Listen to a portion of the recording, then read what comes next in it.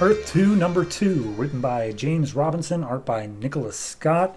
Last issue we left off with the god Mercury crashing down in front of Jay Garrick and saying, "Hey, I'm dying, I need your help."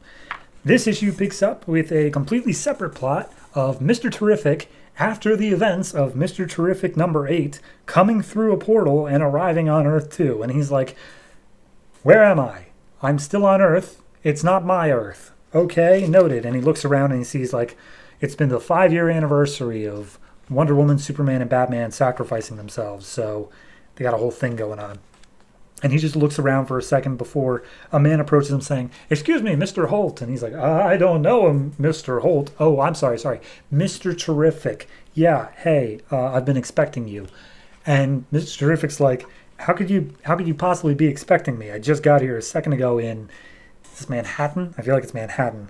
And they're like, "Yes, hi. My name is Terry Sloan. I'm the smartest man on Earth. And you are a threat to my goals if I leave you here. So I'm going to have to take you out before you can use your science powers against me." And Mr. Terrific is immediately like, "Dude, I don't even know you, but bring it, bitch." So he launches his T-spheres at Terry, and Terry unloads a airborne nanite virus, which turns his T-spheres against him. And that's the end of that plot for this issue. Just know that happened. So then we go back to the Jay Garrick part, and we see him talking to the god Mercury. And honestly, my only critique is this goes on for 3 pages, and it literally does not say anything. Where all it is Jay Garrick saying "Oh my God, you're God Mercury," and he's like, "Yes, and all of the gods are dead, except for me, and I'm dying." And he's like, "I have to get you help. I'm dying, but I can call for help."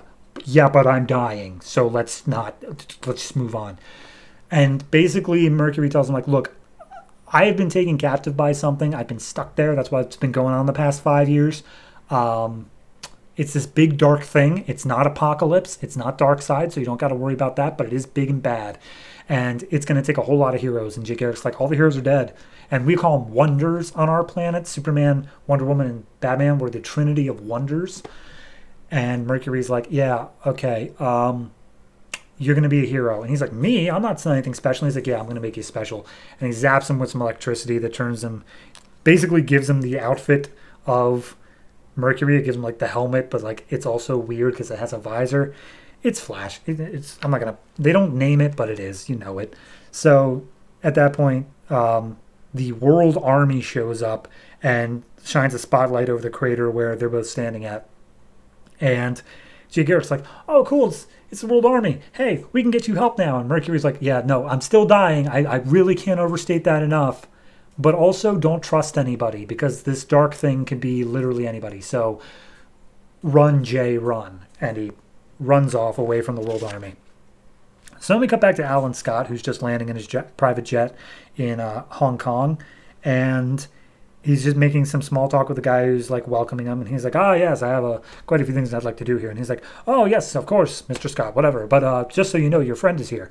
And Alan Scott's like, Sam's here?" And we look over and see this very suave, young Mario Lopez looking guy. And Alan walks over to him, gives him a big old smooch, and apparently they're lovers. So that's a thing. And Sam tells him or Alan's like, "Oh, yes, we'll make our way to the penthouse immediately." And Sam's like, No. I have a better plan. It's this nice little place totally out of the way. We can get there via just a couple of hours in bullet train." And Alan's like, "All right, sounds good to me. Let's go." So they hop on their way there. We see Jay is now walking his way down the streets, and he's like, "I don't understand why I just ran from the World Army and made things so much worse for myself. But I do now have powers, so let's see what happens." So apparently when he thinks about it, the suit can come on and come off. It's just a thought-based thing. So he thinks about it, the suit comes on, and he starts running. And he's not paying any attention to where he's going, so there's just a dead end with a huge wall in the way. He can't stop fast enough, so he finds out he can literally run up walls. And he's able to do parkour on all the rooftops, no problem. He's like, "All right, sick, power suit's awesome."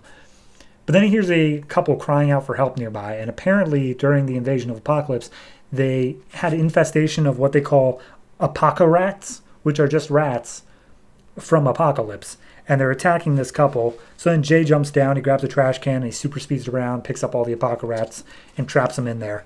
And he's like, "Oh, well, you okay?" And he said, don't worry, I'll have this done in a flash. Which then, as he speeds away, making sure the couple's all right, they're like, did he give his name? He's like, well, no, he was modulating his voice too much, but I did think I hear him say something about, and then we cut away. It's fantastic. So then, anyway, Flash is running and running and running, but he's like testing to see how fast he can go, and by the time he realizes that he needs to stop, he makes this huge pit crater in this field. And he as he comes across somebody, they speak in a foreign language. He's like, excuse me, where am I? And the guy just runs away screaming, parademon, parademon. And he's like, oh, okay, that's not good. But then he's welcomed by a voice who says, you're in Poland. What took you so long? As, for lack of a better term, Hawk Girl.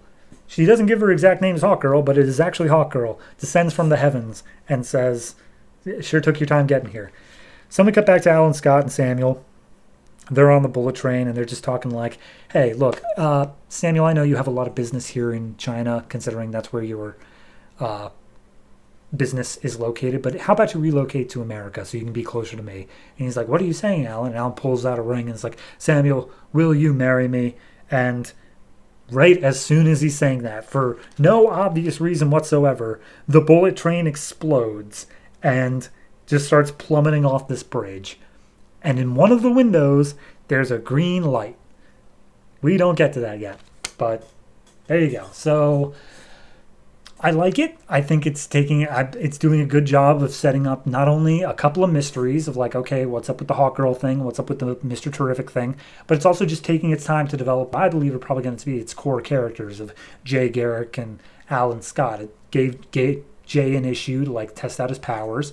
It's going to give Alan an issue or two before he finally becomes who he's meant to be. But then it also introduced the mystery of, okay, what's Terry Sloan doing? Mr. Terrific just showed up. Who the hell is Hawk Girl in this world? Like, it's got its own stuff going on. So overall, I'm liking the way that it's going. I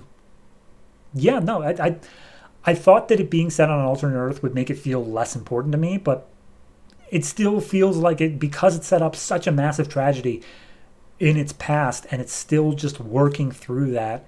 I feel that it does have a good place to be, especially because it's saying that this world is a world without any sort of superheroes. And these are the first ones popping up after the Trinity died all those years ago. So I'm interested. I'm very much looking forward to seeing how it turns out from there. Overall, I give this issue I'll give it an 8. I think it was my thing that's drawing it back significantly, though, from any higher is just the fact that it took 3 pages of like, I can get you help, Mercury. No, dude, you can't. I'm dying. But I can. Ugh.